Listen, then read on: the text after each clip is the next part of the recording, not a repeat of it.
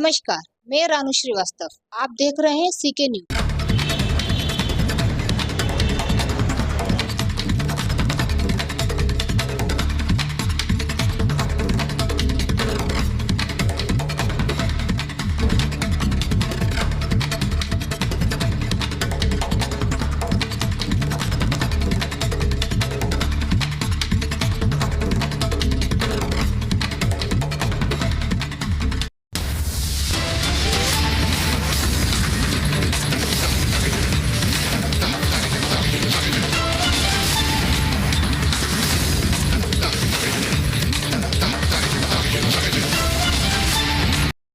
मोदी के समक्ष में मेरी ग्राम बिहाड़िया में मेरा एक प्लाट मैंने किराए खरीदा था, जिसपे वहाँ का एक पोस्ट मास्टर है और उसका बेटा जो शासकीय कर्मचारी होने के बाद मेरी दुकान और मकान नहीं बनने दे रहे हैं। और पुलिस वालों के पास भी हमने हमारे पेपर वगैरह सब दिखा दिए, पंचायत को बुलाया था, पंचायत का फैसला भी मेरे पक्ष में आया। उसके बावजूद भी मेरा शासन प्रशासन कोई सहयोग नहीं कर रहा है। पुलिस वाले आते हैं, बार बार मेरा काम रुकवा देते हैं। उसने मेरे घर की तरफ जहाँ पे जाते हैं, गाय हमारी जहाँ बनती है, जहाँ हमारी बाथरूम है, वहाँ पे कैमरे लगा दिए। कहाँ का मामला है ये? ग्राम बिहाड़िया का है। जब तहसील बिचौली अफसी लगती है।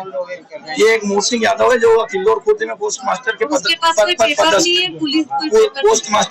पे पदस्थ थे, और उसका बेटा कनाड़िया पोस्ट ऑफिस पे पदस्थ थे। दोनों सरकारी कर्मचारी होने के बावजूद अपने पोतों को गरीबी रेखा में पढ़ा रहे हैं, जिसका मेरे पास मैं प्रूफ सही थे। और आपके साथ क्या कर रहे हैं? मेरी मकान और दुकान नहीं बनने दे रहे हैं, बार बार मेरी कंप्लेन कर रहे हैं। मेरे पापा तो क्या कारण है? वो चाह रहे कि ये जमीन हमको दे दें, हमारी ये जिससे हमने खरीदी वो उनको नहीं दी, उन्होंने नहीं बेची, तो उन्होंने मेरे को बेची, वो मेरे काम तो उसने उनको नहीं दी, इसके लिए वो मेरे से बदला ले रहा है। कहाँ का मामला है? ग्राम बिहाड़िया का। कहाँ का आवेदन दिया आपने? मैंने तहसीलदार साहब के यहाँ भी आवेदन दिया था, पहले पूर्व में कंपेल चौकी पे, खुड़ेल थाने पे, और आज कलेक्टर साहब के आया। कलेक्टर साहब ने बोला इसका निराकरण देखते हैं, हम करते हैं। जबकि इसकी शिकायत मैंने EOW, CBI और सारी जगह जहाँ पे इसका जो मेन पोस्ट ऑफिसर प्रीति अग्रवाल जी, इनकी मेन मतलब GPO की जो पोस्ट हेड है, उनको तक करके आया हूँ। उन्होंने बोला देखते हैं, करते हैं, कोई कार्रवाई नहीं हुई। 2 साल से परेशान हो रहा हूँ। इसी बीच मेरे ऊपर इन्होंने 2022 में मेरे फादर शांत हो गए। उसके बाद में जो मेरे पिताजी ने जिससे जमीन खरीदी थी, उसके पोते से भी मेरे ऊपर केस दर्ज, फौजदारी वो केस करवा दिया उन्होंने मेरे ऊपर। संजय यादव। कहाँ रहते हो? ग्राम बिहाड़िया। कुछ आर्थिक सहायता से संबंधित, जो चिकित्सा से संबंधित या शिक्षा की सहायता से संबंधित जो आवेदन थे, उनपे जो जैसी जरूरत थी उसके हिसाब से रेड क्रॉस के माध्यम से सहायता भी दी गई है। कुछ ऐसे आवेदक भी थे जो पहले भी जन सुनवाई में आ चुके हैं। ऐसे सभी आवेदनों को हमने TL में मार्क किया है, जिससे कि दोबारा उनको आने की आवश्यकता न पड़े। उनकी जो समस्याएं हैं वो तत्काल प्रायोरिटी बेसिस पर सुलझा दी जाए। हमारा हमेशा ये उद्देश्य रहता है कि जितने भी आवेदक आ रहे हैं उन सभी को एक ही बार आना पड़े। अगर कोई समस्या है तो उनके दोबारा आने से पहले ही उसको हम लोग सुलझा लें।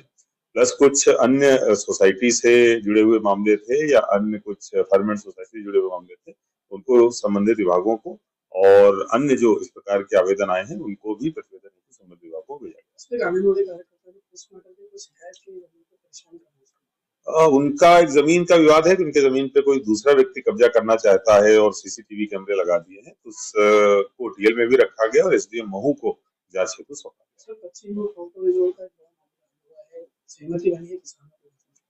और निश्चित रूप से करीब 1.5 साल से जो मुद्दा चल रहा था उसको लेके कल जो पीड़ित किसान थे उनके साथ हमारी बातचीत हुई, जिसमें किसान संघ के लोग भी शामिल थे, और उस पर सहमति बनी है कि चूंकि पहले ही 3A और 3D का प्रकाशन हो चुका है, इसलिए अवार्ड तो पुरानी गाइडलाइन के माध्यम से ही दिया जाएगा, लेकिन आर्बिट्रेशन में आकर वो नई गाइडलाइन के माध्यम से राशि प्राप्त कर सकते हैं। और इस बात पर सभी की सहमति बन गई है। आज से सर्वे भी हमारा प्रारंभ हो गया है।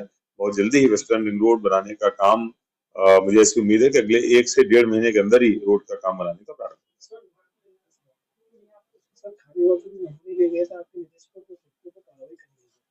लगातार हमारी कार्रवाई चालू है। बीच में एक फैक्ट्री थी, उसके सैंपल भेजे थे, उसकी अपील भी हुई थी, उसको सील भी किया गया है, जो इसमें की सैंपल फेल्ड आए हैं, और आगे भी ये कार्रवाई लगातार चालू है। और देखिए ISBT एजेंसी जो आउटसोर्सिंग की जो है मेंटेनेंस की, अभी उसका चयन नहीं हो पाया है। जैसे ही एक एजेंसी हमारी मेंटेनेंस वाली आती है हम उसको प्रारंभ करेंगे। सर यात्री वहाँ तक कैसे पहुँचेंगे? काफ़ी दूर भी है, रोड भी रेडी नहीं है, तो सर ऐसे लेकर जो हमारे रूट तो वहाँ तक बनी हुई है, जो हमारी सिटी बस के रूट्स हैं उनको वहाँ तक पहुँचाया जाएगा। इसके अलावा जो दूसरे ऑटो रिक्शाज हैं उनके माध्यम से भी वहाँ तक के रूट खोले जाएंगे। सर सिहासा गांव में